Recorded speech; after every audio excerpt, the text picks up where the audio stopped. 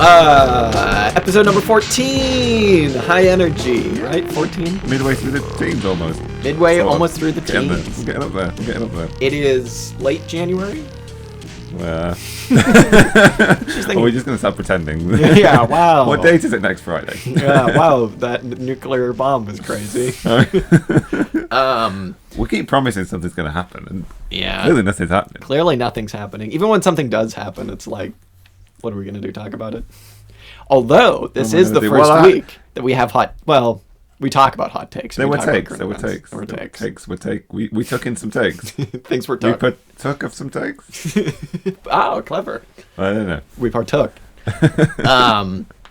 Update on the allotment. I got some seed potatoes. I don't know if I've actually told you that. Neat. Yeah. I don't know if I want to say the bit that I was about to say, but I got them at a business that I'm regularly at because they got their shipment.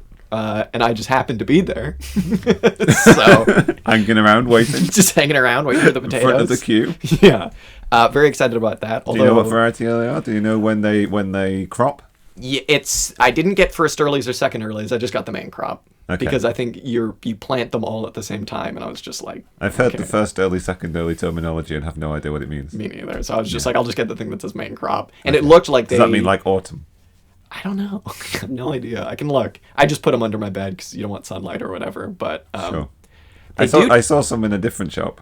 Oh, really? And they were all cropping, I think, in the summer sometime. Okay. That could be good. I'd like that. Maybe I'll buy some. Yeah. I got a lot. And apparently you get like a ton with each potato. So I don't know. I also asked the person. Potato rich. The potato rich. I asked the person who runs that store that I'm at quite a bit if seed potatoes are just potatoes. And she was like, yeah. So it's like, oh, okay. Why don't I just get potatoes? Yeah, like I've heard that you can just plant potatoes. And clearly, like, we've all experienced potatoes that we've left on a shelf and they start to grow. Classic experience. But I have also heard the advice said don't try and plant potatoes from the shop. I think that's from Big Potato, though, quite frankly. Perhaps. Perhaps. I don't know. But it might be better to have... The quality might be better or different or like... Maybe they keep longer. Sure. Yeah. Because I got to keep them until March or something like that, so... Yeah. I don't know. It's probably some Monsanto shit going on somewhere. Stay away from it. Stay away from the mutant potatoes. Yeah.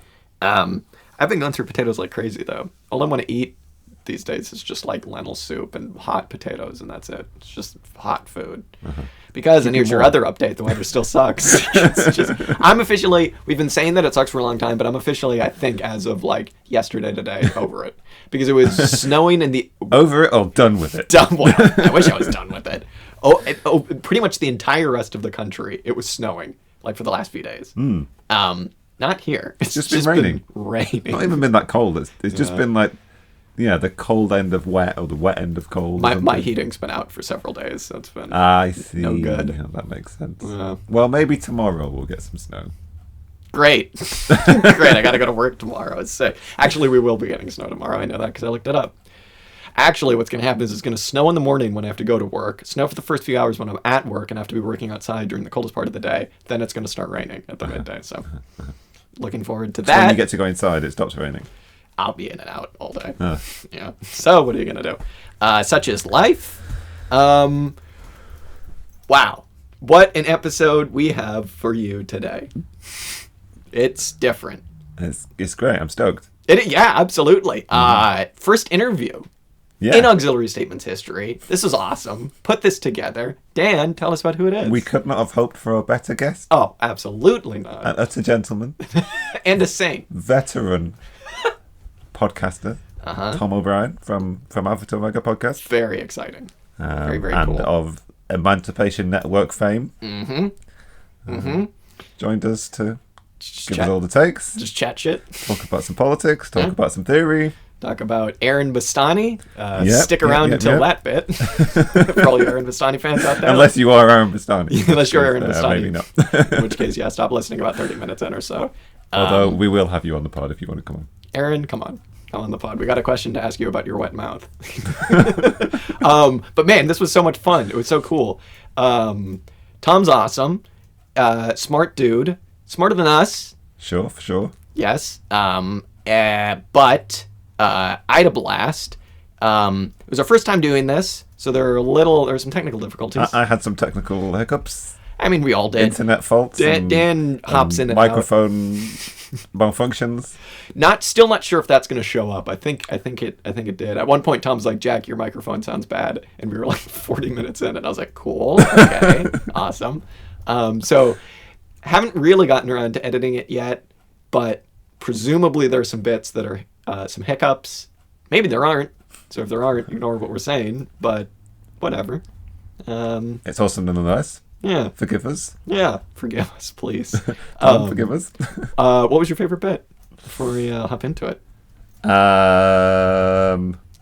I enjoyed how we just jumped right into hot takes, I will say. Yeah. And all the... you mentioned that perhaps we would need an MMT primer for our listeners, but I'm not the guy to do that. No, we'll get to it at some point. We'll get to it. Listen to this one first. Yeah. I enjoyed it all. Good answer. I enjoyed being good answer. Put in my place to some extent about the coup. The dang coup. Yeah. Some interesting takes there. Some interesting developments on the conversation we were having last week about the American political system and how that might develop. Totally. Tom gives us his takes on that. Mm-hmm. And as you say, the relationship between modern monetary theory and Marxist economics, elucidated in a way which I hadn't really thought about. So. Yeah.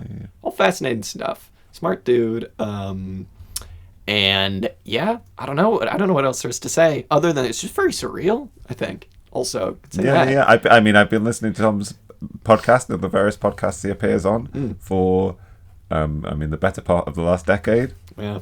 Long before I ever thought I might do a podcast, and so it was just an honor, but also a shock. Yeah. A very surreal experience, one that I had not expected.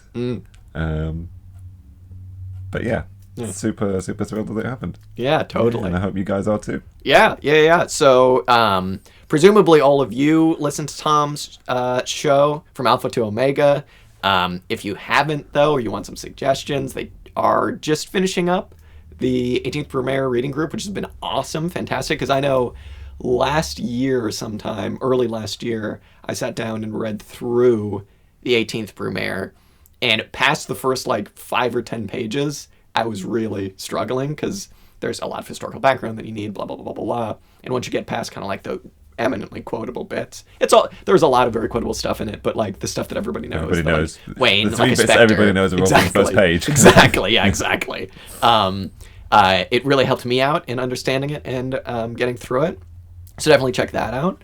And yeah, all of his interviews, they rock. So Yep. check that out. And I believe they're going to be starting a different reading series on Eric Olin Wright. Yeah, I believe, yeah. Understanding Class. I think they were starting that very, very soon. So check out his YouTube channel as well. Yes. Where all of the reading group episodes, installments are streamed. Go check him out live, I believe. Go check out his Patreon. Throw some money at him.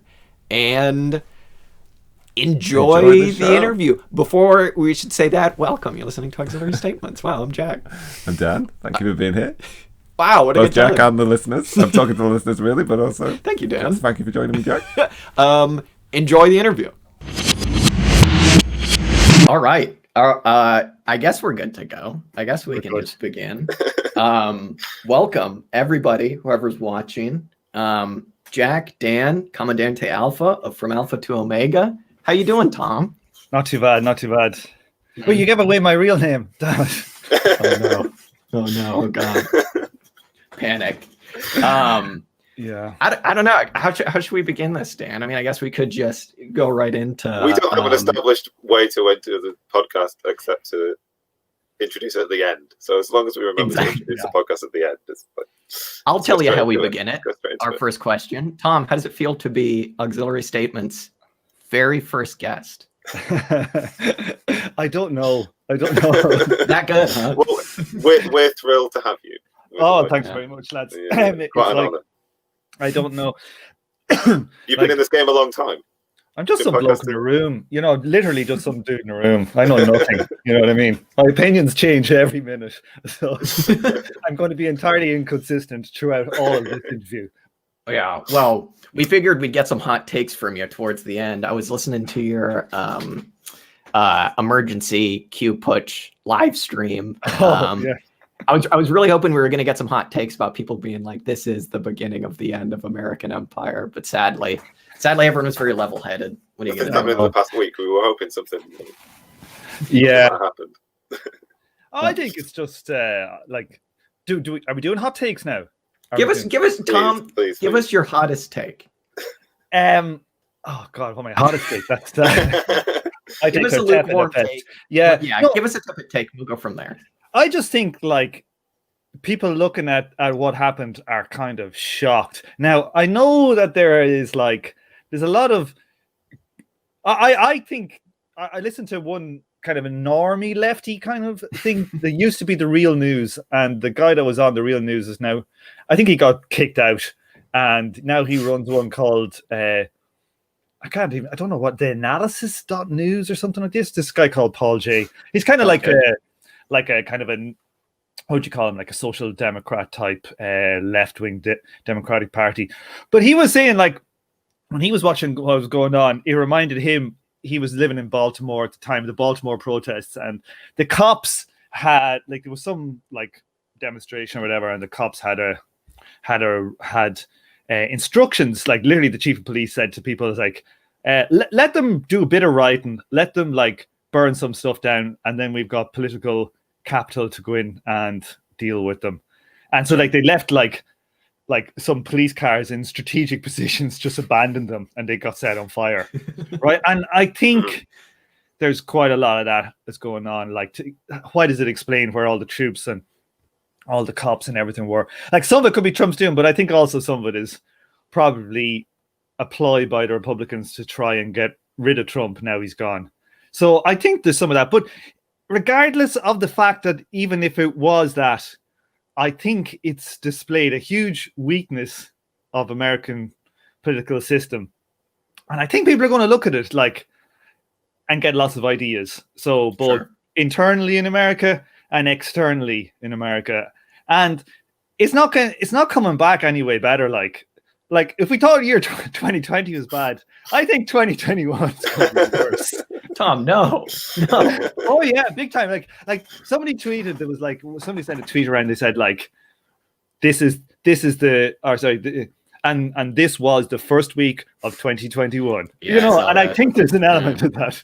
Yeah. I will say, I kind of feel like the like correct take of the left has kind of gone from, like, whenever anybody says the beginning of the end of American empire, blah, blah, blah, blah, blah. The take has kind of always been like, well, I think that's a little optimistic. I think you're being a little bit optimistic to me. To now, it kind of seems like it's definitely not swung entirely the other way, but it definitely seems like some people are like, oh yeah, like people have kind of accepted, like, all right, yeah, it's begun. And you kind of get the, like, sure, we're going to see some things around the world where people are like, maybe we can take advantage of this. Maybe we won't get, Allende or Arbenz or something like that. What do you think?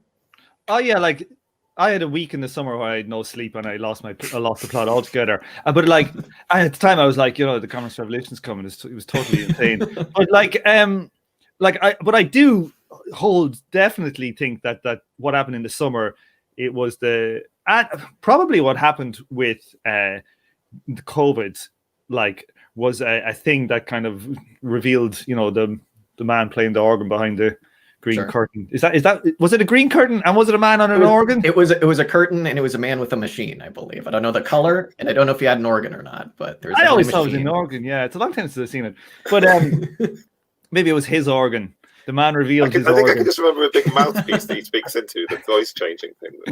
The man with the big organ speaking into a mouthpiece. Let's go with this one. Let's roll with this. Wait, did we watch the same movie? I don't know. But yeah, I watched the one on Pornhub. That's the original, isn't it? Yeah. Oh, sure. Yeah. Okay, we did watch the same movie then. Yeah, we did. Excellent.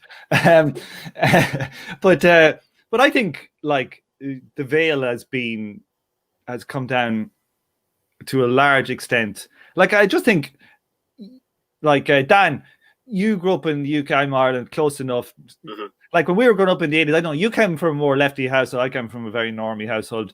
But like the people used to look up at America as like America is the great leader of the world.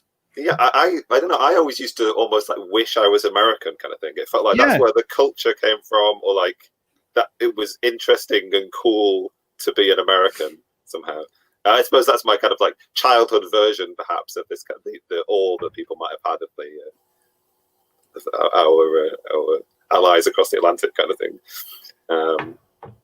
But I mean, I feel like to have a view of what's going on in America now, I feel like so detached that maybe I don't understand the system very much, or if people were closer, I felt a distinct level of like lack of shock, just to kind of like, oh, there's something going on, there's a protest and people have gotten into, like, perhaps if I held that building in more awe kind of thing, or if I had a more direct relationship to American politics, it wouldn't have just, in my mind, it was kind of comparable to like when the students broke into Millbank in 2010, 11 or whatever, like just some people got into a place, made a bit of a mess kind of thing. Now, I wasn't really paying close enough attention to know like quite what level of violence there was, or quite what the level of the police response was kind of thing. But I just sort of had this distinct lack of like, okay, there's a thing that's happening. But maybe that's like the general malaise that we're all in with American politics. Like, oh, it's just the next thing. But I feel like it's less a kind of a personal one, but more like a kind of what like my dad would say, you know. Yeah. You know, like they would have, you know, or just like normie people would just be now just going like, you know, my mate like, lived in America illegally for a good long time as an electrician, and he's like, if the Americans, if his opinion now, he says, if the Americans could fuck it up, they'll fuck it up. That's the way he is now after like living there for 10 years, you know. And so I think I do actually think it's I think the people will look back and, you know, they periodize these things, don't they? They'll say, oh, 1945 to 2001, 9/11, and then they'll go 9/11 to 2020, and then they go 2021 to fucking, you know, Armageddon. That'll be the periodization, something like that. Yeah, I earlier this past year during the first lockdown, out my window, I heard these like school must have just gotten let out, and I heard these like school kids walking by, and they were like 13, and one of them said something like, I don't know what they were talking about, but one of them said something like, yeah, like, why would I want to be an American? I just get shot in school. And I was just like, whoa, geez, brutal. It is brutal. Getting shot in school is brutal. That is brutal. It is about as brutal as it gets. Yeah. I don't know. I guess with all this stuff, I mean, like, when we're trying to predict about how people are going to look back on history and stuff, you can kind of pick whenever you want, right? Because it's like you could pick end of the post-war compromise and like pick whenever you want to pick then. So you could pick Goldwater, you could pick Nixon, you could pick Reagan, right? I guess the only thing that makes me think like maybe that whatever it was on the 6th or whatever it was, like that wasn't something like history book epoch defining. It's just that it's Trump. Like he's just you know, he so clearly doesn't know what he's doing, I guess. You know, does that play into it at all? You think? Just his personality? Well, it would have to be. Like if we're materialists, you'd have to say sure. it would play into it, I think. But like, you know, he's kind of I kind of feel like he's the president like America deserves on some level, you know, like he kind of like, he's like, you know, he's like this archetype, but I think like it definitely plays in, but it's not so much like, it's not that he didn't know what he was doing on some level. I think he's one of those type of people that just burns everything. And and I just think he doesn't know how to back down. And like, but the thing is, what it does show is that he's pushing on an open door. Like that's the kind of general point, whether it was Trump or somebody else, you know, like when countries go into these like bad, like political crisis type, or have their system is in such a place whereby like it, you know, all it takes is some weirdo to come in with a bit of charisma and starts demolishing norms. Like that tells you that all these norms have kind of already been demolished to a large extent internally, but there is this facade. And like one thing, like, during the summer when the riot stuff was going on, like, and there was pictures of like Nancy Pelosi wearing like a pink face mask with gems on it. And I remember thinking, like, that image is like seared into my brain. I was just like thinking, like, people must look at this and it must internally make them explode like with rage. And I think that the ruling class is has got to a stage where it's not functional politically to maintain their coherence. Now, sometimes political classes come back from the dead and they make compromises and they do stuff. So they may do that, but they may actually, like, due to the all this QAnon Trump crowd, what they did with the Klan, like, that is a possibility. But like, honestly, I think if you were to look at the 1960s American system that put their boot on the neck of the Klan, there was definitely more coherence, and you didn't look at them like they were completely out of touch to the same extent, or the system wasn't in complete disarray like it is now. So if you're going to be a betting man, you'd say no, it'll just be systemic crisis. They won't.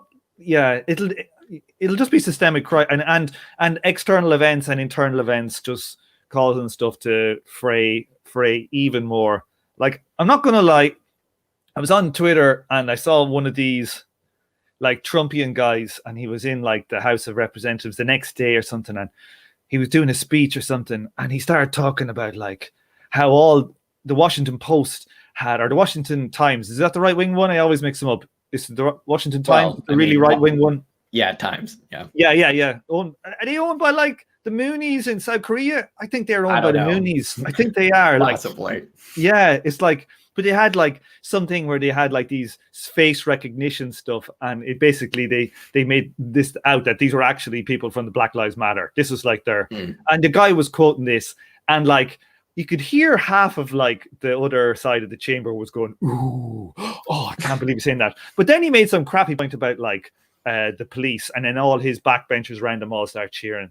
And you're like going, the day after like this really kind of crucial upheaval thing, you still have people in the chamber, and they're not like a rump. They're not like 3 in the Republican Party. It's probably 50% the Republican Party. After that happening, are still explicitly just doing misinformation and stuff like that. So like, that just reminded me of like a downfall of Yugoslavia. Like, yeah, not gonna lie, it's like we're just like, the political system internally was just entirely incoherent. But like, unless they actually purge the Republican Party and really drive that stuff like the Klan and wipe it out, like, that's the best you can hope for. That's that kind of action would necessitate them having some kind of project in mind, right? This is what you sort of alluding to. Sort of like in the middle of the last century, the establishment, for want of a better word, would have had a project, or might have had a series of economic policies they wanted to enact, or every time if they see a crisis coming, they have some kind of like other road or role to step into, kind of thing. Now it sort of feels like they're wearing the same masks or continuing the same language because they don't actually know how to develop or evolve or move into a new space, kind of thing. Yeah. Like, what would you say? Like, if you were to look at it, like, and you'd say, who's the dynamic of like, who's like who's the most dynamic actor in the Republican Party? Is it the crazies or the establishment republics? Who's on the back foot? Who's on the attack? I mean, the crazies seem to have more of a project in mind. They sort of have an established sort of like base. Yeah. They know who they're speaking to. They have an established language. They have sort of like a repertoire. At least that connects, at least. Whereas, like, how many of these rhinos are perceived in the public as dynamic actors? Like, not like, so if you're asking me just kind of politically where you think the zeitgeist is it's with the crazies.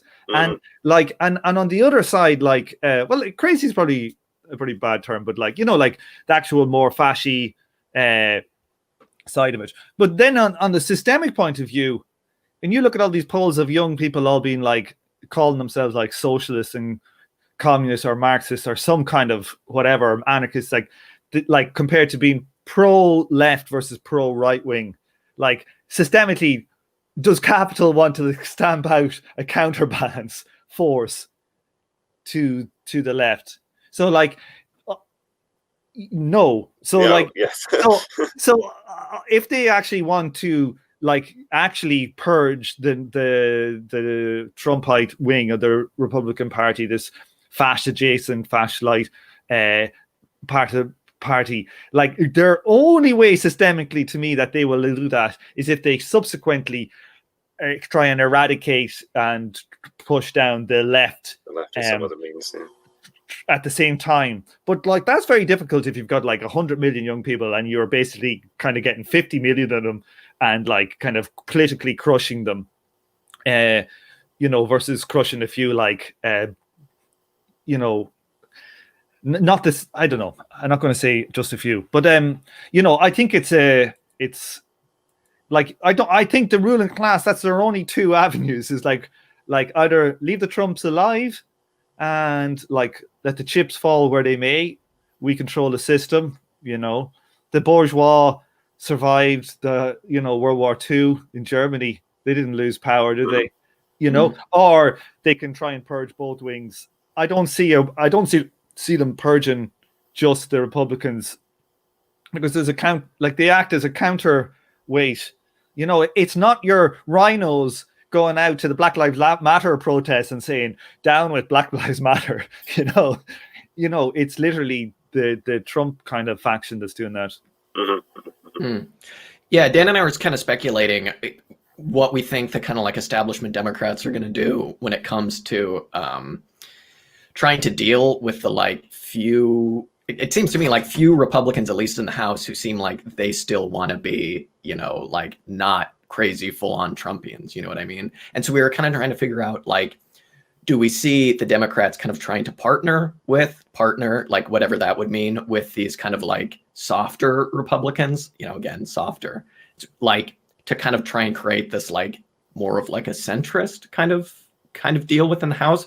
But I mean, like looking at it, you know, with the impeachment votes and everything, I mean, like how many Republicans voted to impeach Trump? You know what I mean? It was like 10, you know? 10, so it's like, yeah, I don't know. Yeah, but like that's probably just the politics as well. Like I'd say if you looked into those 10, they're probably in tight races in Democratic-y kind of places, and it works for them. And the other Republicans might want them to actually do it as well, but they don't want to get harmed when they're electing. So I presume there's loads of politics going on there. But if you ask me, like, you know, the Democratic Party have already been trying to attract those Romneyites or whatever, you know, the centrists for 20 years. It's like the Clintons, Dukakis. How long is it? You know, goddamn, it's 30, 35, 40 years. That's been the game. So, like, the one thing that I've heard very few people talking about, I think, like since the January the 6th, that everybody's talking about, like, will it split the Republican Party? And I think there's a very, very good chance it could split them, or it could push them into like wilderness. Like if the Republicans purge, their party might lose a whole load of seats. Like literally, there could be another party, but that might mean it'll bring the Democrats up in some of these places that used to be red strongholds. You know, you split the vote. But look at the dynamics. It's not like the Democratic Party is just going to sweep it all up and everything's rosy. Like the actual dynamic of purging the Republicans is more likely to lead. And the split of the Republicans is more likely to lead into a split of the Democrats for two reasons. Like one, the kind of progressive Democrats will go, you know, these crazy Trumpite crew have managed to do it, and they've set a party up and they're going and they're winning stuff. We should do that, right? So like it's in their interest, right? But two, like probably more importantly, the Democrats do not want to be a party of power. Like they don't want to have like 70% of the vote or 70% of the House of Representatives, because they have no one to blame. Yeah, So like, absolutely. yeah, so internally they'll split. So more than likely, if you see the split on the Republican side, who knows what will happen there? Like, it will lead to a concurrent split on the other side, and that could be the death of either of those two parties and there's something new. Like I've been arguing with Varn for years. Like he always goes, it's in legislation, like, and there's these laws, and you have to be from this party and that party. Like all that shit goes up in the air when things go up in the air. Like all of that stuff works up until it doesn't work, and then it's just like poof, and you have a new system, and it'll come true. So I think that like that's one thing I expect out of it. But if I was putting, I don't know, if I was putting money on it, I kind of think the Republicans politically would do better by staying with Trump than splitting the Trumpite thing off them. I think you're more likely to see the Republican Party becoming a smaller party, but basically really, really goddamn right wing. But I don't know. Like it depends on what happens. Like it does depend on the next couple of months on political decisions. I think to some extent. But that'd be my bet. But I don't know. The bourgeoisie seem to be purging. Like they are literally like the bourgeoisie. The big bourgeoisie have made a move in that they've literally gone after Trump on all these platforms. They've gone after a number of people on all these platforms and kicked them out and purging. So that looks like that when the bourgeoisie they make a decision. They basically made a decision. They said up until now, yeah, grand boys, grand, we're all right. And then now it's like, all right, that's too much. Like actual system in getting to a little bit too close to disarray for us. We make a move. So maybe the pressure will come, but politically, like, politicians are scumbags. Let's get this straight. You know what I mean? Like they don't believe in anything. Like they're kind of generically lefty or generically right, and then they're in the party, and then whatever works, whatever works. So like the political dynamic within the Republican Party, like maybe they'll get funding cut from all these different places, but the political dynamic might still outweigh that kind of economic funding dynamic to some extent. So they might actually think, well, I'm more likely to get like elected as a Trumpite, even if you don't have any money. Like, and that's the way these people think. Like they don't have, they have like, they may have ideological stuff, but like overarchingly, it's like it's a careerist type of politician game when you get down to it. So God damn it, who knows? I have no idea. So, okay, I guess like let's do a little alternate history where Democratic Party does split somehow, some way. Do you see there being any room for anything beyond like social democracy or something like that? Not yet. No. Sure. Yeah. No. I honestly, no. Like if you look at say after like I love the whole Jimmy Dore scandal stuff going on. Like, I think that's brilliant, right? But most tellingly from it, it's like, who's the person who has basically did the most damage nearly to the Democratic Party since the Bernie thing fell apart? It was a kind of a Green Party, normie, ex-Democrat, progressive-y, comedian-y type guy, right? Like, he's not a socialist. He's probably not even a sock dem. He's probably just what you'd call like a progressive, know? Could we all not just get along type of politics, even if he does scream and curse into his YouTube account. But like, I think that's telling that it's come from him. Like, and in that, like, where all these lefties have gone, like, the DSA, they've all gone in like decent Marxists, decent anarchists joining a party. What the hell is that about? Right? Yeah. We lost Dan. Panic. Hang on. The purge has begun. Yeah. All right. Continue. I keep going. Yeah. So, please. So what was I saying? Oh yeah. So like they went into the DSA, fucking MLs, Stalinists, like soccer. Everybody's gone in there, and what like all this great stuff about the DSA. And when the force the vote thing came on, they basically said, essentially, like Jimmy Dore is damn correct. They said, well, we would be for it, only Jimmy Dore was a bit mean. You know? Yeah, like, so it's like, you know, with the DSA, we are going to organize, we're going to get democratic socialism, we're going to read the Jacobin, man, we're going to read the Jacobin, and they're going to tell us about how to do it, right? Mm-hmm. And at the end of the day said, well, you know, lads, Jimmy Dore was, he said the F-bomb a few times.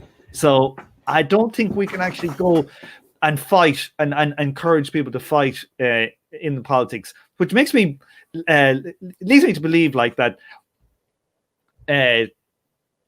the dominant counter force to the Democratic Party establishment is, there's Dan. The dominant counter force to the Democrat establishment is kind of like ex-democratic / Green Party adjacent normie progressives, and it's not like Marxists, like with any kind of an idea of a party that's not some kind of annoying sect with crap politics and probably a sex scandal or two waiting to explode.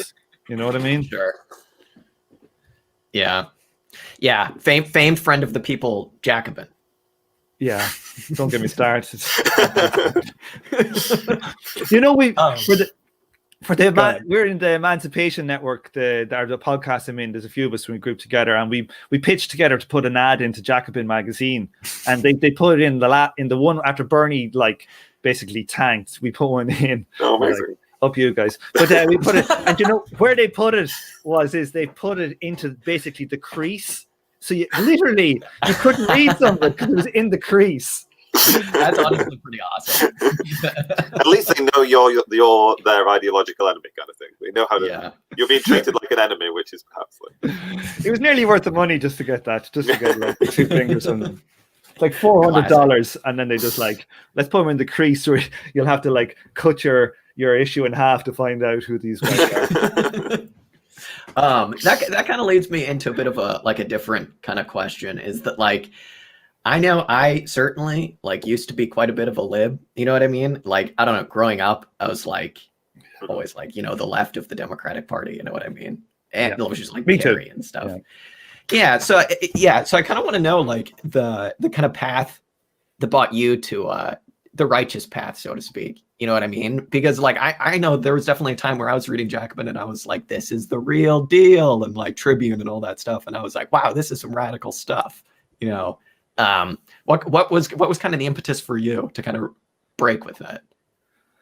Like Dan, you came from a political kind of household, did you? Sure, yeah, but I still would. It was probably still closer to being liberal than it was to being. I don't know how. I mean, I suppose it was rhetorically socialist, or like I grew up in Bolton, and there's quite a well-established socialist club there. So like we would go there, and as a kid, I would go there, kind of thing. So and there was like a picture of Lenin on the wall, and like I was sort of introduced to all of these kind of like symbols. But I don't actually know what kind of education in their meaning that I got, if that makes any sense. Like it was probably still. I mean, my mum was in the Green Party and stood as a Green Party candidate, and at one point I stood as like a Green Party council to be a councillor for the Green Party. Didn't know that. Oh my god! So, and I think juicy. Yeah, write that down. All the dark past is coming out. Put that on my list for when I'm sent to the gulag. It'll be a green gulag though. With they'll be fine. Solar panels. I mean, that might be quite nice. That might be quite nice. If I just get, like tender community garden, do plenty of reading, kind of thing. Maybe some yoga. It'd be nice. It'd be nice. That's all I want, really. and then your Stalinist re-education on top. Yeah. Half of the day. So yeah, I think mine was decided the liberal background, and it took quite a long time to break that. Or if it was broken, it kind of veered into quite a utopian space, I suppose. Like I sort of knew what I knew. I had desires for a socialist or communist future, mostly as personal ones. Right? Wouldn't it be so much cooler if like it didn't have to sort of toil under the system, or if I could like be free in some kind of abstract understanding of the word free, kind of thing. But didn't really have any way to connect that to a political project. So I think I suppose even when I was like had a more of a sense of like willingness to declare myself something that wasn't liberal. I suppose it was still didn't necessarily have a politics attached to it, and I would imagine the politics, if it was, so for a while I suppose I was like rhetorically anti parliamentary to some extent, or like played with like the idea of left communism, again because it's kind of like the Oh no. We've lost him. Oh God, panic. We'll never know. As far as we know, Dan's still a left com. Jack, your audio is kind of a bit jittery to me there. Is it all right? Is it all right here? If I'm closer? No, it's kind of like Oh my God. Okay, hang on. Let me sort some stuff out. How are we sounding here? Sounding shit. Sick. Awesome. Love to see it. Well, as we always say, we'll just fix that in post. No, there it is. That's it. It's back now. It's when it's you back kicked now. out. Yeah, Dan. So when you kicked out Dan, it just suddenly improved. Lesson for you there. Yeah, there's no a lesson kidding. for you, Jack. No kidding. Yeah, Dan, here's the right link. Well, if I'm sounding okay, we'll continue. We'll get back with Dan's story when he comes back. But I just kind of want to know, like for you, what was the change? Like, the reason I was asking Dan, because I don't know if Dan is older than you. He's closer to my age, and but he grew up in he was exposed to this stuff. Me, I wasn't exposed to any of this stuff at all. So like I had like a friend of mine who was an anarchist in the like late 90s or something like that. A couple of friends, but they weren't particularly. They were kind of in the scene, but not very political. So when I talked to them about the politics, I just didn't. Yeah. I wasn't in the brain space for it. Sure. Well, what kind of politics were they talking? Were they talking like Kropotkin? Were they talking like Bookchin? No, they were more talking about kind of like how you done. They're more talking about like joining, like going to like, was it where was that place in Italy where they all got their heads kicked in? Which time? Which time? The one in the late 90s. There was like the World G8 meeting or something. Was it? I'm not sure. Dan, do you remember like in Italy there was like some massive, like, in these, like, what was the one in Seattle? What was that one called? The one where everybody... They're just meetings of the G8 or the G20. Yeah, there was one in Northern Italy, was it? Yeah, and then basically they all got their heads kicked in when they went there to it. Like, so they were into that type of stuff. So, but like, I wasn't really... I would always be, when I got into... Like, I had no exposure to any intellectual writing. Even though I went to college and all that, it was so apolitical in the 90s, especially in Ireland.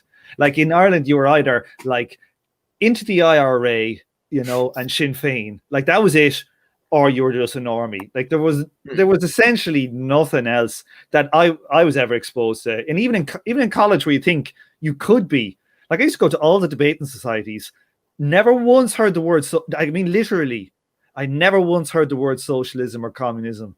So I wasn't exposed to anything at all. What do you put that up to? That was just not a scene. I just think it was the 90s, man. The Soviet Union fell. Everybody who thought that stuff was just like depressed.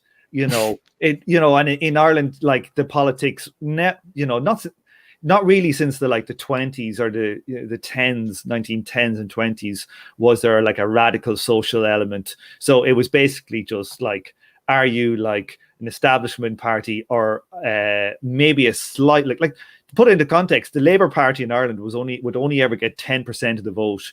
There was two right-wing parties and they would get like about 40% each. Then there was like some like IRA heads, and maybe 1% or 2% might be the Workers' Party or something like that. So it was not a thing unless you were like in very particular areas would you know anything about it. So I used to I found the Economist magazine one time. I started reading. I was like, wow, this is nearly like intellectual stuff. And I used to read it and I was like, and even though it would confuse me that they would be so wrong in some things. They would be so obvious. Like I remember they're writing on Chavez in Venezuela, and I'd been to Venezuela just like backpacking. And I remember thinking like they would literally call him a dictator. You're like, what? He won the elections, and it would it would bore into my head, and I'd be like going, this is kind of weird. And then the 2008 crisis happened, and then I went into a bookshop and I've just bought a load of books, And I bought some right-wing books. I just bought everything I thought that looked like it might be interesting. Like, so I bought like Hayek, and I bought Marx and Chomsky, and I just bought, like, randomly bought like Capital, or something. And then I just set to reading all these books on my own. And then I was like, all right. And I read the right-wing one first. I read Hayek first. I remember reading Hayek, and he's like one of the big boys, the right. And Constitution of Liberty, I literally just sold the book on 8 books. I've gone through all my old books and getting rid of them and doing this Marie Kondo, cleaning that goddamn house out for the junk. And, it was very funny. This guy, it was like on the same day I sold the Communist Manifesto, and I sold I had a couple of copies of it. And I sold the Constitution of Liberty by Hayek. And I went, the guy's name, he had a kind of a strange name. So I just, on the off chance, my missus put him into like Google and just did a search on him, and it came up when you type the guy's name in, like there's auto suggestion.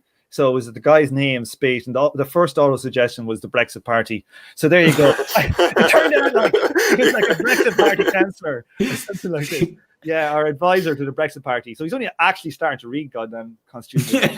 Like it was total rubbish as well. Like I couldn't believe when I was reading that. I was like going, those arguments are really, some of the arguments, like, this is the best guy they have. Like, these arguments are rubbish. And like, then I think I went on and I read some Chomsky, and I was like, I found my brain being rewired. I was like, holy Christ, like, so Chomsky was like, I'm not sure I think I read Chomsky book first. It was just a simple one of his speeches. And I was like, holy fuck. And then I read, I started reading Capital, and that was it. Like, so I went from Hayek to Chomsky, and then I got the daddy Marx. And then from there, like, like talking about an atomized, like, neoliberal capital. I don't like the word neoliberal. Capitalist individual. Like, that's me, and like somehow I managed to just randomly stumble onto Capital and Marx and some of this stuff. Now, I think, like, if I was around nowadays, I would definitely have been exposed to it by now. But like, this was probably 2008 when there was no left podcasts. There was nothing left on the internet. It was all basically libertarian stuff, absolutely 100% libertarian, and just pure chance, just pure chance. And now I'm a hardcore commie podcast, getting that commie dollar. Getting that commie dollar. Yeah. Oh God, there's the noise. So, nope, we're good. Nobody panic. I think the word commie dollar. Yeah, it's the commie dollars downloading. It's our version of Bitcoin. That's right. Ooh, another one. Dan and I have gone to have this conversation several times on the show, and we've never fully had it. One of these days we will. It's something along the lines of, like, should we be calling ourselves communists? How much should we be sticking to, like, the general, like, hammer and sickle in the Twitter bio kind of stuff? You know what I mean? What do you think? Oh, look, I don't like the hammer and sickle because there's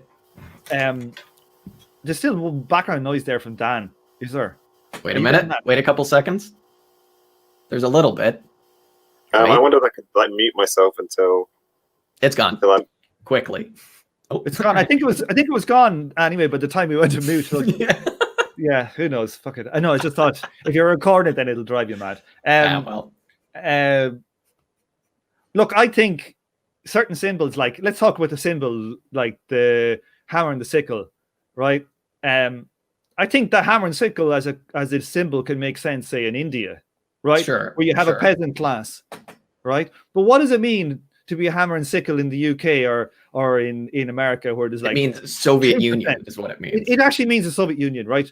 But as a part of, for the symbol, I think depending on the country, the hammer and sickle could be a decent symbol or not. I think in the West now, it's a totally redundant symbol. It's literally just a callback to a previous time. And let's be honest, it's callback. Like, would the hammer and sickle have been used in Germany or Britain if there was a communist revolution? I don't think so. Yeah, right? exactly. It's because it was an agrarian society at the time, and the only way that they could actually manage to keep the 17 revolution going was with a class compromise between, initially a class compromise until we then sent you to the gulag, because we want a surplus to industrialize. Where can we get it? All right, there's only peasants. let's exploit the peasants and use them to build some machines. Yeah. So like that was the case back in 1917, and I think it was a good symbol. But like, and maybe today in India or maybe parts of Africa that still have large peasant communities, rural workers communities. In Ireland, up until like the 50s or the 60s, it was probably still a good symbol. But today, I think it's not a good symbol. Sure. Calling yourself a communist, though, right? Like, I think absolutely.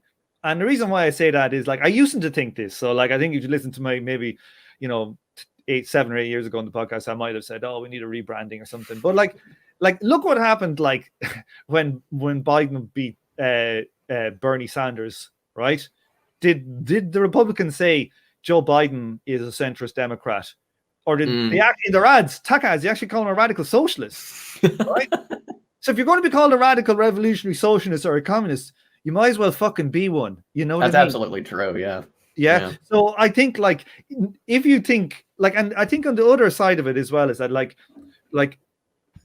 people will ask you, but are you like a communist if you would call yourself, like the workers' union or something, right? Obviously I'm not saying you all have to call yourself the communist this and the other, but like if you try and hide the thing that you're a communist, I think people will just kind of sniff it out anyway, Sure. And they definitely will, because they'll have like the right wing going, these are crazy ass revolutionary communists. And you'd be like, if you've any I think politically you should be kind of going, yeah, brother, we're coming for you, and at least be seen as against the system.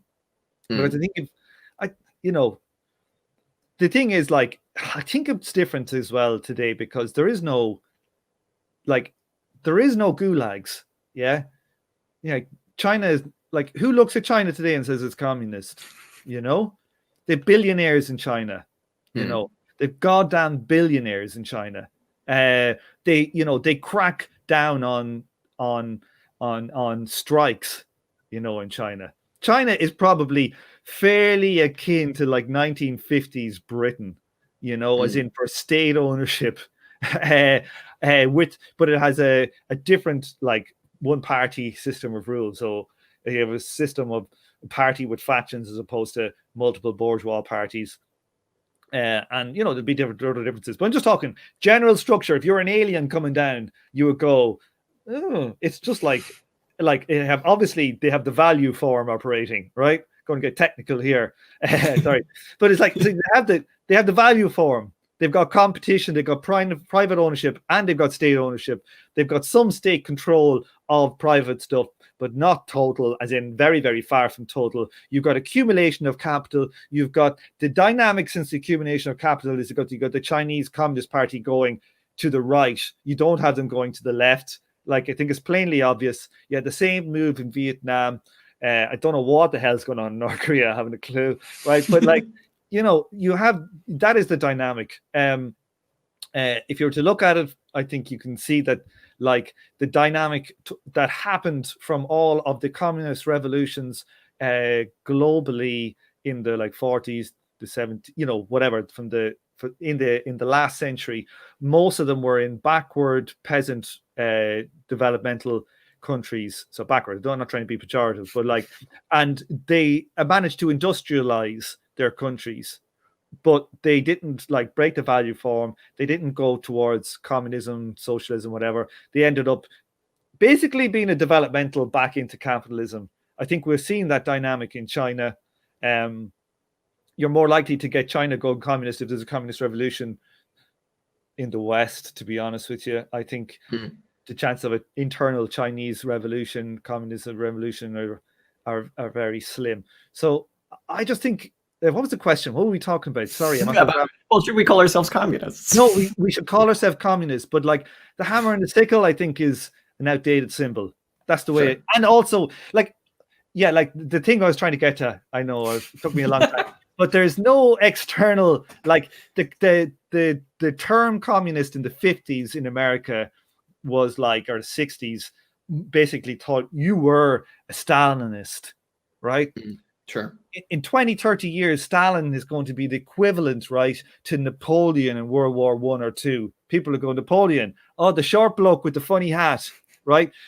Stalin is going to be that dude with the mustache, And those videos where they have him dancing now, have you seen those ones where they have put Stalin singing to this AI and they have like some like pop song and Stalin sings the AI pop song? I haven't, but it sounds classic. Sounds really classic. But that's where Stalin's going to be like short man Napoleon in a while. Sure. And he won't have that like kind of core resonance of an attack. So communists, I think is a term that we should I think you should run with it, like Marxist, sure. communists, but like but that doesn't mean I think like I don't know. There's a lot of MLs out there who just think what we need, like Daddy Xi is brilliant. So like you are going to become, like the thing is, the politics is, disparate. Look at the attack on the attack on Capitol Hill. Like how many factions are in there? How many factions were in 1917 in Russia? How many factions were in like China in 1948 or whatever? Like there's always factions, but like that's not a reason to not call yourself communist, I think. Sure. Yeah. Take the term back. I definitely agree. I think my general thing is just to use it, and in the process of using it, like redefine it kind of thing, or like claim it for yourself and then give it its meaning kind of thing. Or just to say you're a communist with a straight face sometimes works wonders, because people are like, oh, okay, fair enough kind of thing. That's been more my experience than the times that I've decided to take that strategy kind of thing than to hide it kind of thing. Yeah, like all my friends I went to college with now, like, and they know I'm a communist. I'm sure they just think I've lost the plot.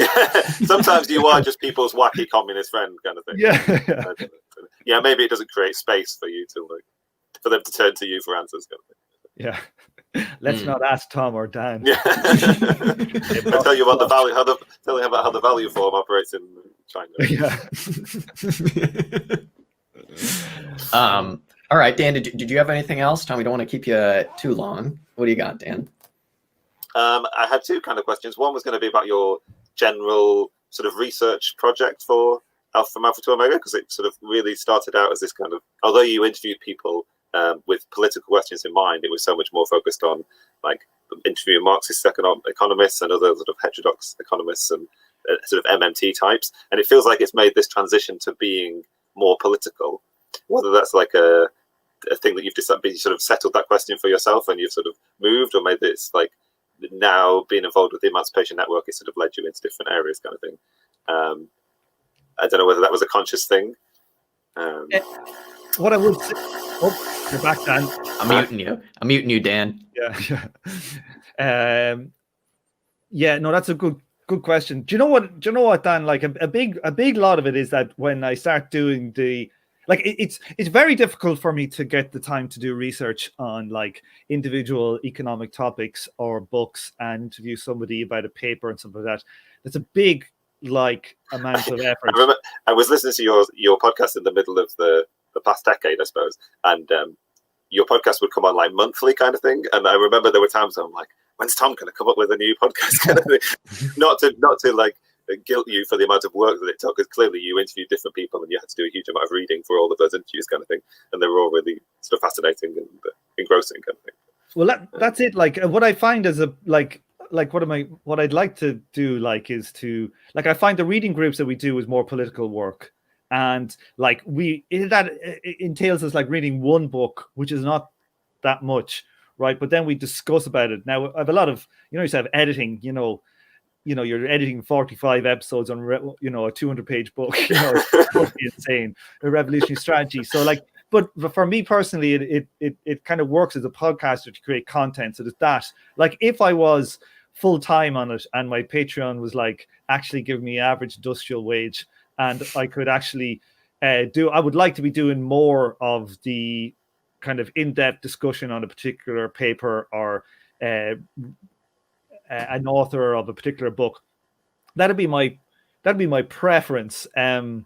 But so yeah, I do think you kind of cotton on to stuff if you look at the old episodes of the podcast essentially track my political development as well, some kind of looking at permaculture and MMT and whatever was around at the time, and a bit of Marx, because I happened to be reading Marx. And then as you get into Marx, you just go down off this crazy route off into obscure debates with Sharafian economists shit about. Yeah, where I'm actually stuck in my own head at the moment reading papers, but there's more to come on that. So we're actually going back into a deep dive into that stuff. Hopefully, I keep saying it, but it's like it takes me so much time. You find the time.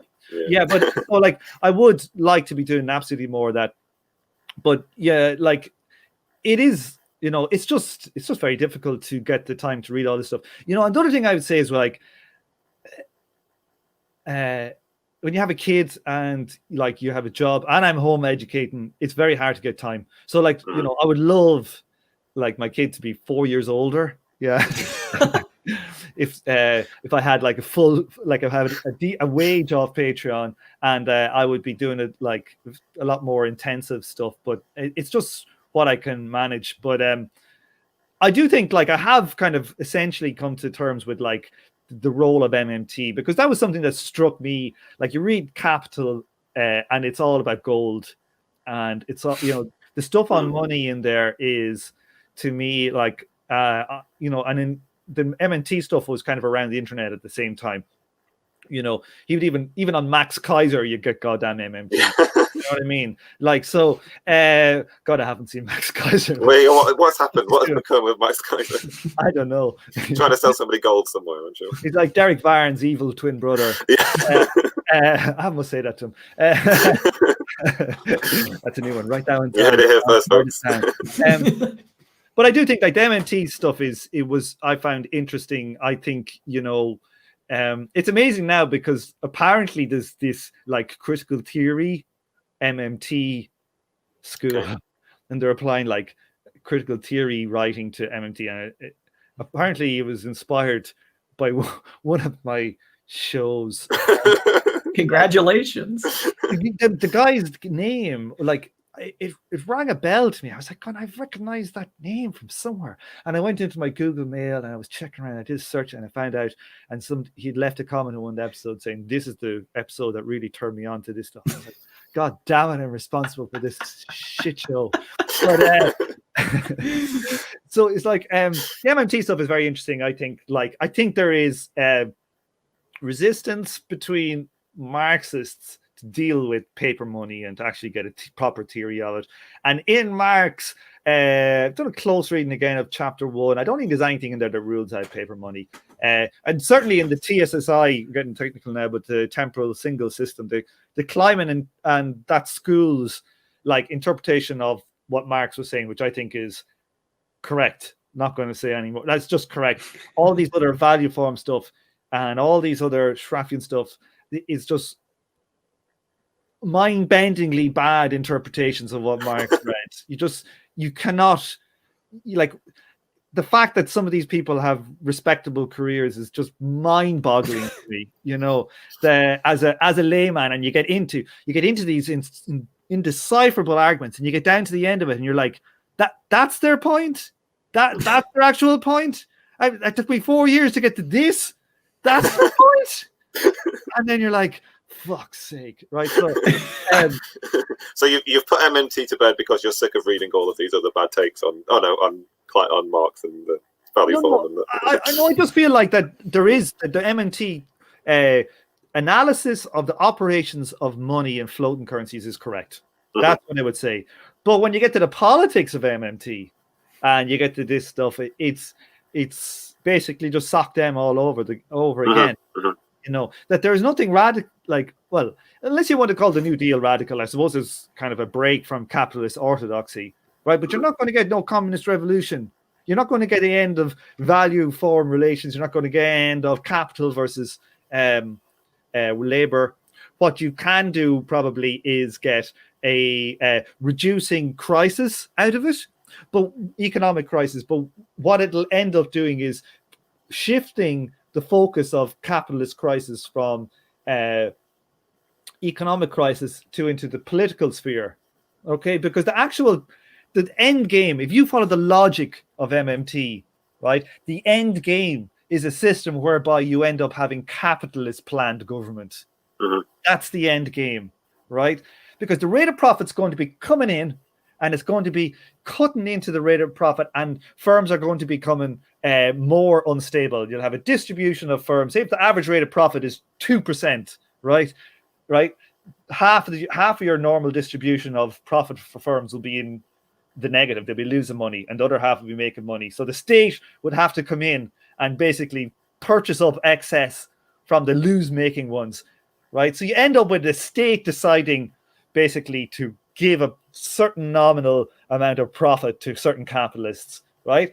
That's the end game. So what does that mean for politics? That means that you have essentially a system whereby you have capitalist state planning, and the capitalists, that the state is essentially just guaranteeing a percentage of the share of output to a certain class for no reason like they're dynamic, they're profit or anything. It's just literally, you own the stuff, therefore we guarantee you a certain amount of proportion of production. That's the end game of MMT. Now, MMT never incorporates value theory or the falling rate of profit, so it just basically just sweeps that, put that under the curtain there, and we won't discuss that. We'll just talk about job guarantees and the ability for the state to do stuff. That's the end game. So what does that mean? Like, that means that in the end, the state is just deciding these people to get a certain return on investment, regardless of their efficiency in the capitalist system of accumulating capital. You'll end up with a reduction in the need for competition, the drive for increasing productivity, and it'll have this effect of actually showing to people, this is the class war. These people are just picking winners. They're just saying, because your father was a winner, we now will guarantee you more income than this other guy down the road for no other reason than your father owned the stuff. So we're going to guarantee that your class will own that forever. So like that will just transplant. It puts the political, the economic battle to the political. But like the fact that it would even ever get there, it would never even get to that extent, because what would capital in reality do? They would do something different. They will do something like offshore production from China into Mozambique. Yeah, there's loads of places they can still go. And like, so it's only an answer for imperialist countries. Like, I'd love to see the day Botswana decided to do MMT. Margaret Thatcher. Okay, we're printing our own sovereign currency. Yeah, Margaret Thatcher's son would be back there launching backed by Boris. Like, that's the reality of it. Like, and like the lack of an internationalism in it is like a critique of imperialism is like, it's these people want to be policy. The people who are into MMT, a lot of them may be lefties, but actually what they are is people who want to be into policy, and they're kind of careerists. They want to be Bernie's advisor. Like, imagine, like, my crappy podcast had Stephanie Kelton, who could be Bernie's fucking economic advisor. Mm-hmm. I'd have a direct line to the White House, lads. What could have been? Power that you could wield. Damn it! Oh dear, yeah. So that was a long answer. Sorry about that, Dan. That was great. It was great. It's almost felt reminiscent of to some extent the way the current Tory government is propping up the profits of all of its mates by sort of giving them all these government bungs kind of thing. It's the same action by a different means kind of thing. Absolutely. And do you know why they can do it? Like, they couldn't do that to the same extent in the 80s.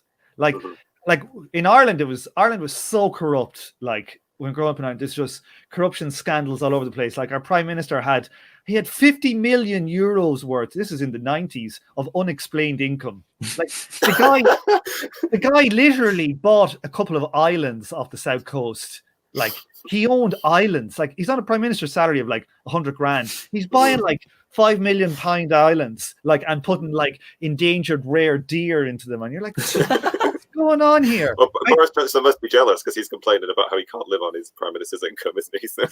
Seriously, but like, you look at the effect of what Corbyn thing did, right? It basically, now, the Labour Party now is divided like the Republican Party. It's not the party of Blair. It's like, it's pretty similar. It's interesting to see the dynamics that you have the same kind of tiny bit of progressive Labourites, and then you have a massive just lump of corporate Labourites.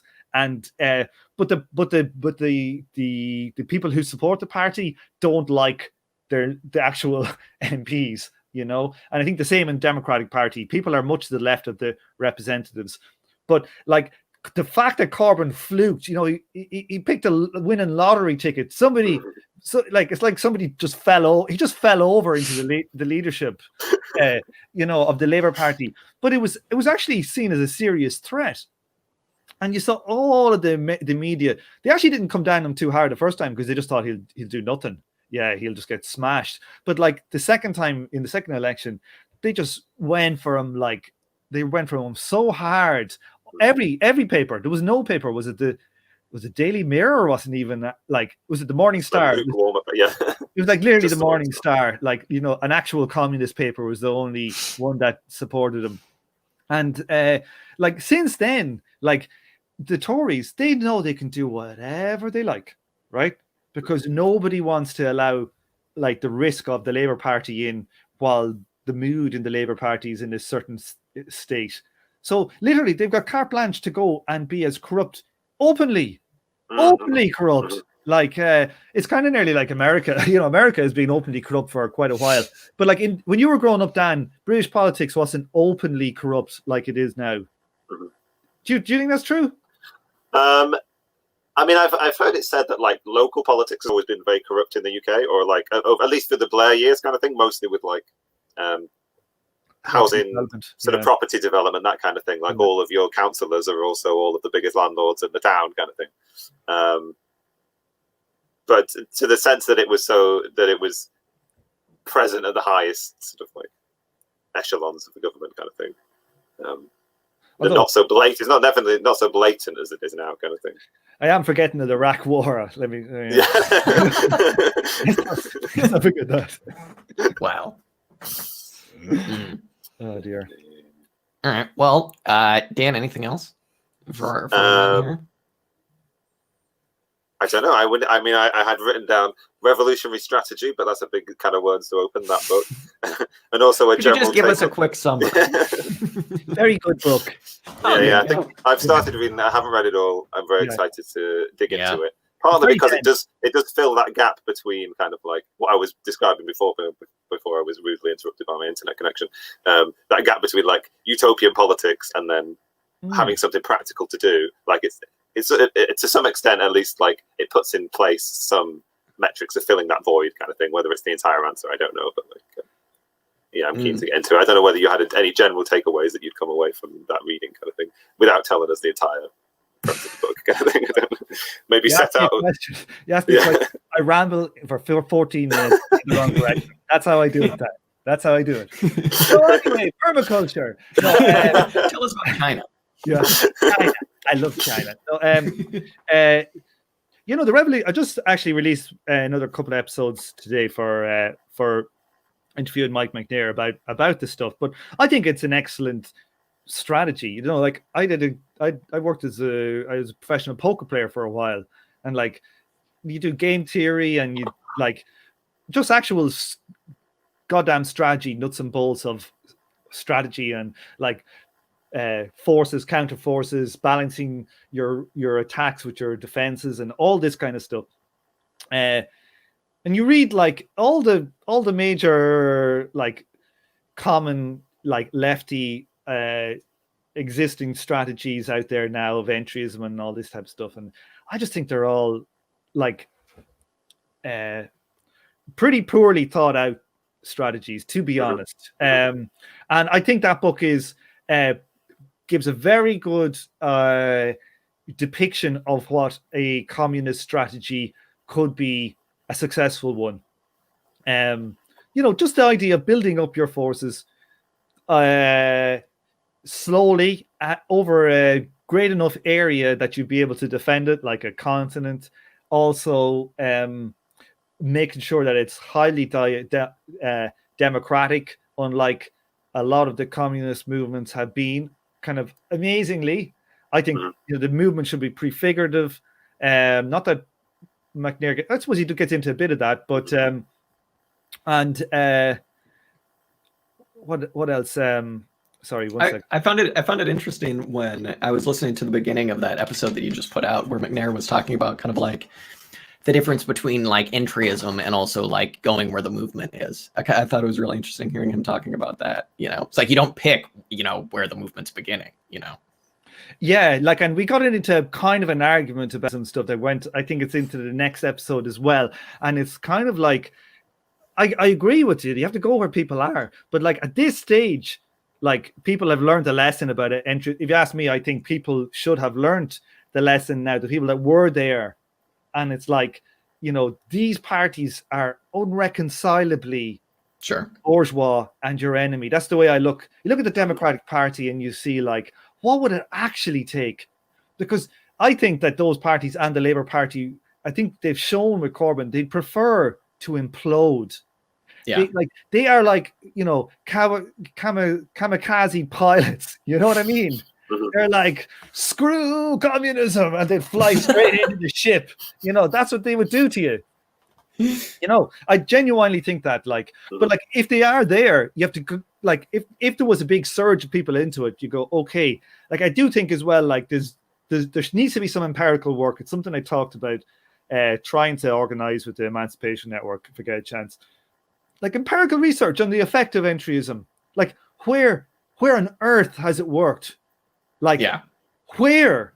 I don't know anywhere on the planet that entryism has worked. Like, I mean, literally, I can't think of any example where I would say, now that's entryism done well and that worked. Like, unless you're talking about, like, you know, Trump into the Republican Party, maybe you can say that. Yeah, but like, that's a different thing. You're talking about left entryism has got different barriers than a right winger. Yeah. So yeah, I think the entryism, like that's very interesting stuff. Like, I think I'm a bit more hardcore against entryism than Mike McNair is. I think but he's a part of a political party, so he is towing political line as well a bit. So yeah. Like, in one of your earlier episodes, you brought up just like a very like nice question about like some people have kind of like noticed strains of volunteerism in things you wrote. How do you respond to that? And he was just like, "What the fuck are you talking about?" I thought that was pretty awesome. Yeah, like, because I get all these all the panelists give me all these questions to ask, so I basically have to like, you know, ask these questions. Get the whole program. No, well, there's another like 100 episodes interviewing Mike McNair in the bag for you. That's it. So you should get hold of him and sit him down. Like. Yeah. No, I do think though that, like, no joke, and I like, you know, like, when you talk with all these experts, you talk with Kleiman and economics, or you talk with Mike McNair and all this stuff, like, you know, as my own point of view is like, I don't agree with them all and everything. Like, I just think that, you know, and you might think one person's brilliant at one thing and they're bad in the other thing. Well, one thing I would say about Mike McNair, I do think he's a creature of the sects, you know, undoubtedly. Like in the book, he will bring up, you know, and the AWL did this, and like, you know, nobody in England even know who's the AWL. Like, do you know who the AWL is, Dan? The Alliance for Workers' Liberty. Yeah, they were around in like the 2010 student movement kind of thing. Like, but like, I've met some people who were adjacent to them, I suppose. But like, and then I've not had a lot of dealing with those kind of sects in general. So fortunately, I think all three of us have not gone through that route of like being in a Trotskyist sect kind of thing. And getting burnt. Yeah, come out the other side, either burnt, you know, or a true believer. But like, it's like Mike is in that world. He's lived his life in the world of the Trotskyite sects or the CPGB and stuff like that. So like, I think like he has more emphasis on the political, to be honest with you. He wants to unite that collection of sects to some extent, does he not? Or like, yeah, I think they like most of, he thinks like that, you know, you can get a movement, like you could get a snowball effect by getting people together. And honestly, I think that more the effect of the sects like that in kind of capitalist societies in the West over the last 50 years is kind of like keeping the flame alive to some extent. But I think when the flame becomes alive, they'll all get put out. And hopefully, like in a positive way, I hope that happens. We'll get something new and not like. They're all kind of freeze frames of the time when they split with the other group that they used to be part of, kind of thing. And so much of their tactics is built around this kind of like, we broke with so and so and they do this thing, so we do this thing kind of thing. And there's no sort of alive, there's no development happening that's sort of organic and living and present kind of thing, from what I can see. Yeah, and the memberships are old, getting older, and not doing a good job. I don't see like some of them of attracting anybody. So like, I think that we can definitely use the intellectual work of some of these people who've done brilliant work over the years and try to synthesize whatever. But so I think that this idea of just like joining like 15 separate like little Marxist groups into one thing, I think like the ones that exist there, some of them are so non-functional and dysfunctional, is like that there's maybe if you had like 5,000 like actual good Marxists in the UK join together and form something real that aren't just like sects going into maneuver, you know, how many of these sects are actually operated by goddamn MI6 you know, no joking, like I'd say like quite a few of them are actually their central committees are literally just like MI5 talking to each other. What can we do that'll fuck up everything? So like I don't think too much will come from them, and I think that the like if you were to get 5,000 people together to do something to get a snowball effect. Now I know Mike says that things happen in Italy and stuff, you know, with I can't remember the movement. He said the Rifondazione or something. Yeah, Rifondazione, and like I think that can happen. Probably more likely to happen somewhere like Italy, to be honest, because they actually had a proper radical. Compared to England, like they had a proper radical stuff in living memory as well for a lot of people. There's been nothing equivalent in England. So I think that while it might be able to happen somewhere like Italy, the chance of it actually happening in England from the existing left, I find is in next to 0%. I would think. Like, how many Marxist organizations in the UK are there, do you reckon? Is there 10, 20? There's probably 20 or something, isn't there? There's probably, possibly. Yeah. The Communist Party of Great Britain, 1, 2, 3, 4, 5. There's like three socialist parties. And... Socialist Workers Alliance for fridges. You know, there's like there's 100 of these little things, right? God, what was I going to say? How many of them are worth anything? Like, how many of them do you think would aid an actual new movement coming together? And like, I would say statistically 0 kind of a thing, you know, like on average, you know, you'd be 0. So I think that something has to be reborn and it has to come out of society fairly much. I think the young people, like people our Jack's age, are much, you know, it's going to come from, you know, it's not going to come from like, what age? Dan, it's not going to come from you. I hate to say it. You're just waiting. My wizened 31 years. Dan is 55. I feel like 55. Like I'm 43, right? My generation is a total wipeout. Like they're just useless, absolutely useless. Like you're more likely to get radical people who are 80, I think, than you are to get. Sure, yeah. My generation is just a wash, you know. So it's like it has to come from like Jack and below. Yeah, Jack and below. Yeah. I will say Dan and I right now are in the midst of doing a couple episodes, not on Brain of the Firm, but on Eden Medina's Cybernetic Revolutionaries, and we've just been kind of getting exposed to like those ideas there. And there's that stuff is so like Dan and I were just saying when we read the book, it's just so exciting, just like new ideas about like organizing things that it doesn't just come from like Communist Party central planning. It was like, oh my god, new ideas, right? I mean, not really new, but like new to me. Like 50 years old. Yeah, wow, look at that. Yeah, like literally the cybernetics is like, was it Norbert Wiener in like 1953 or 56? Like it's literally 65 years old, and we're like read it. Wow, it's so fresh, you know. Exactly. You know, like, and it sounds cool as well. I think it's got some like cool attached to it. Cool factor. It'll sell. Yeah, like the cybernetic will sell. The cybernetic, there will be no value for him, Dan. Back to the Green Party gulag. What you meant put it on the list. what you meant to say is that there will be an increase in the number of youth values. Sorry, no, but like it's like the cybernetics stuff is brilliant, like, and I think like the GIU boys, the General Intellect Unit guys, have been doing the reading group of The Brain of the Firm. I would recommend everybody to buy that book and read it. Sure. Like I've been half-assed doing it.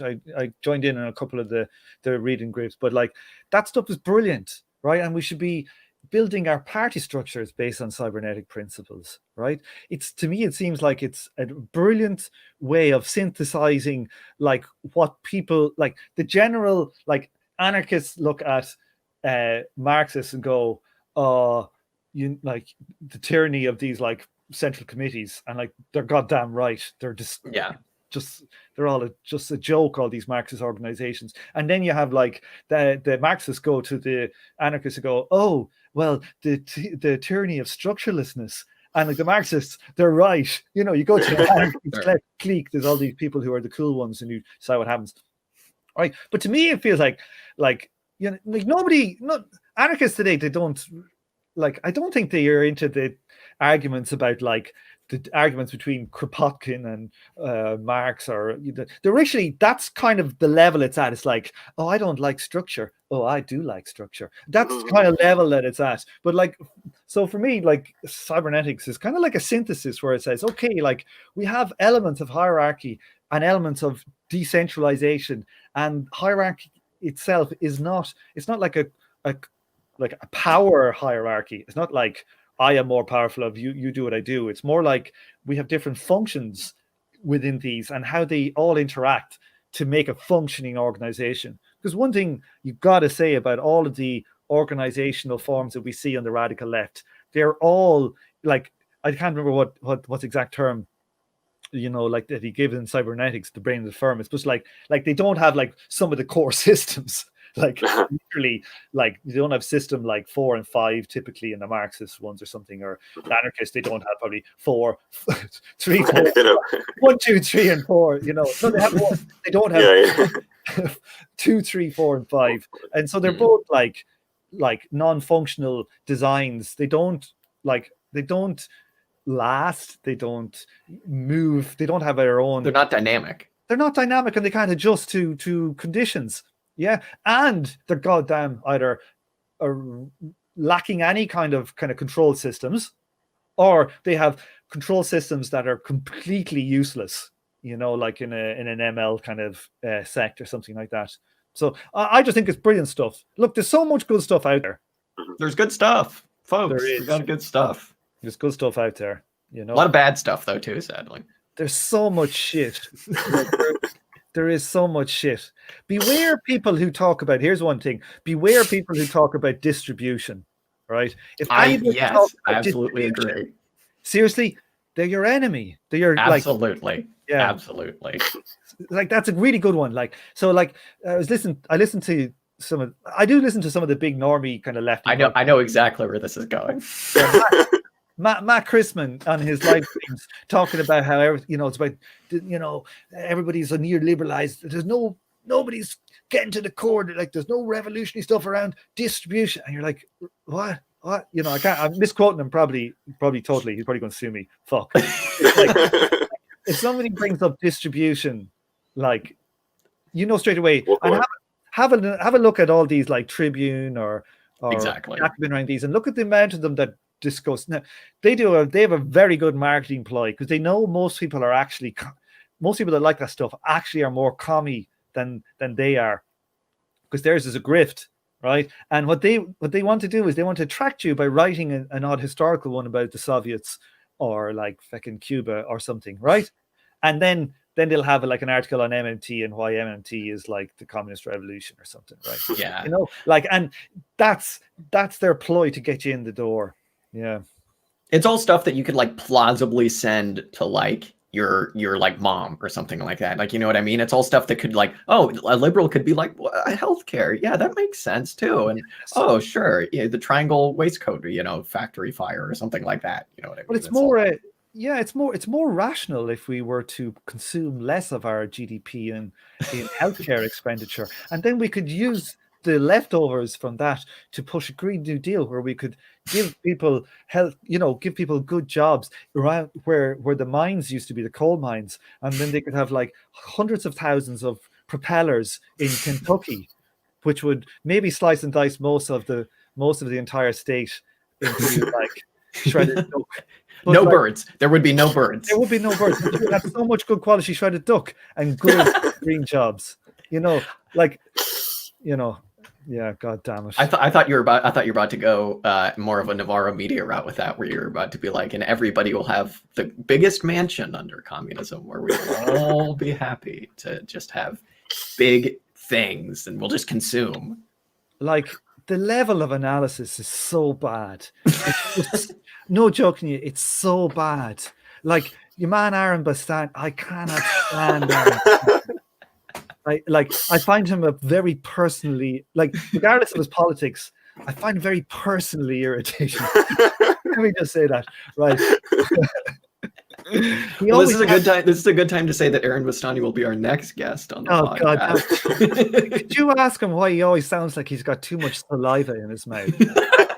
The answer is because he always has too much saliva in his mouth. Yeah, I gotta take a drink here.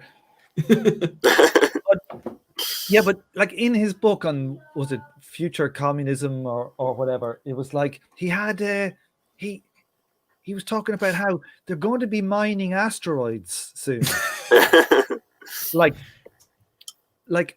Just ask a physicist how much fuel it takes to get 1 kilo of a load into Earth orbit, or an external to the Earth's orbit, right? I think it takes something like 1,000 kilos of fuel for 1 kilogram to get up there, right? And you're going to have a mining operation that would be like literally 1 million tons of mining operation you're going to send up. You would have to burn the entire permafrost in Russia to get the stuff up there. And what are they going to bring back? Like unobtainium, though. That's the thing. They're going to be bringing back unobtainium. So. No joking. Yeah, don't get me. I have an episode actually coming up on Avatar. I do have an episode coming up on Avatar. There's another one like I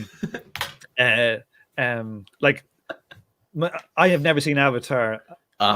And like I listened to that Chapo episode. The Chapo episodes. Sure. And I watched it like a white night thing, and I watched it with my missus. My missus is like, my missus's parents are from the Caribbean, so she's black. My son is mixed race, and we watched it, and it was like, what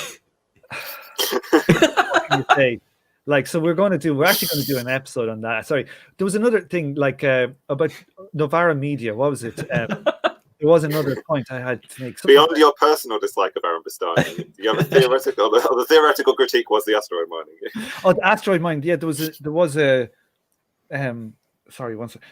But like, how does it square into? How does this infinite luxury communism square with like finite resources on the earth? Can anyone tell me that? Like, so what is it? Like, what is that then? Like, you're asking me, why does this guy get on Sky News? Why is he like the communist that's on Sky News? It's because, he's basically he's like a libertarian accelerationist. Like, we get the left we deserve. Like, systemically, we get the left we deserve. We'll have these leftists who are basically establishment figureheads leftists. Now, they may be aware of it or unaware of it. Ask me, they're all very, very, very self-aware people of their politics. Yeah. So it's like, I just think like we get what we deserve until we build our own thing. This is who we're going to have. Like, yeah, we got to go on war mode. Like, literally, like, look at the effect Jimmy Dore had by going on war mode.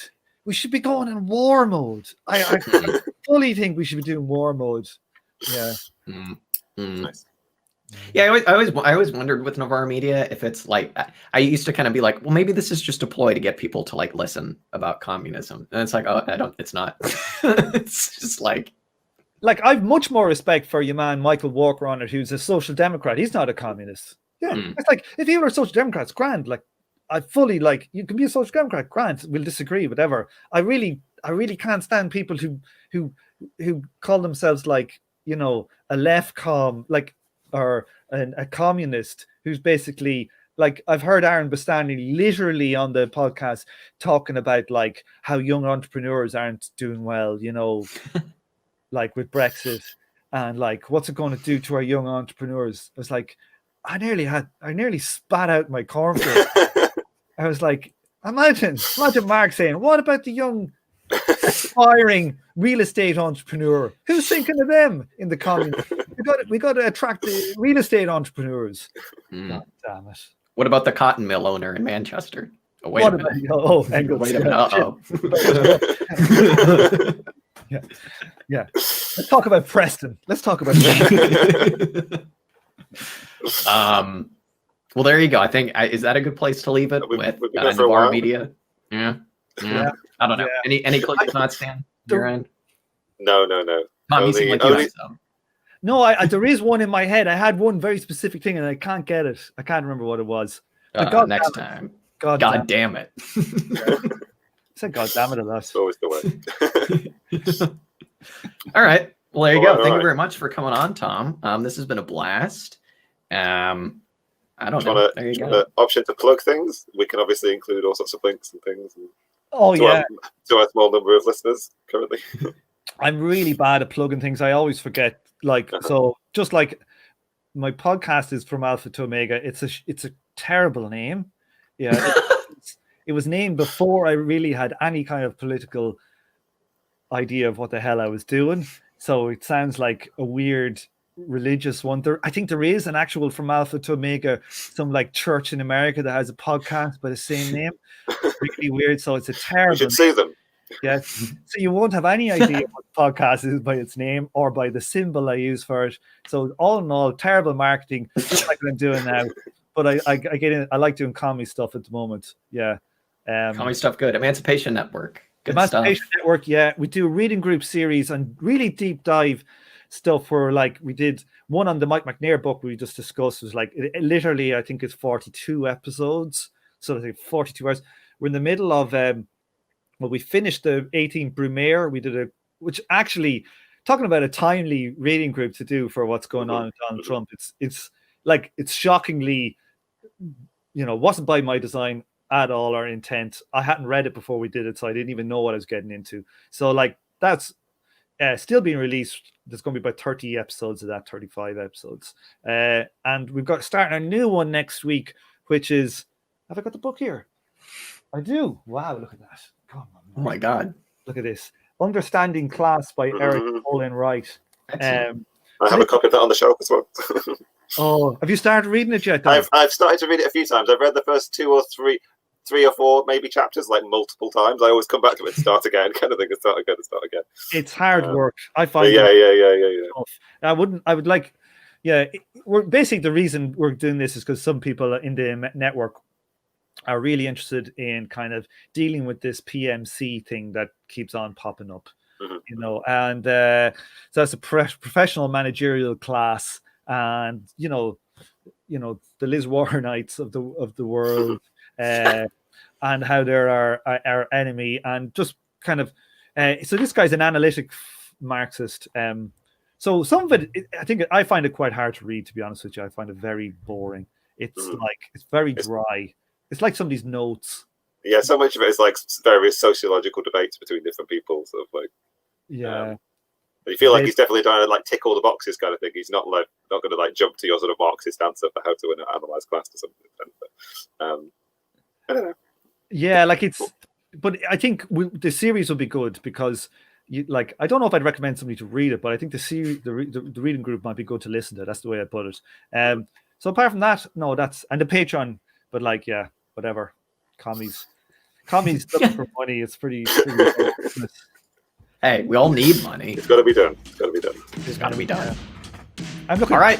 If anybody has any labor tickets they could give me, like from the No. You're on our podcast. If you have labor tokens, give them to Dan and I. No.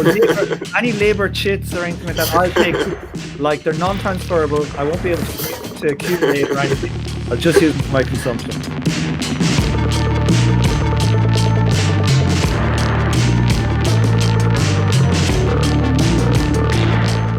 The music you heard this episode was Music to Kill Bad People To by King Gizzard and the Lizard Wizard. If you like this song, you can check it out and much, much more on their Bandcamp at kinggizzard.bandcamp.com. Be sure and follow us up on Instagram, Twitter, and Facebook. And if you like what you heard, be sure and tune in next week for some more commie discussion. Till next time.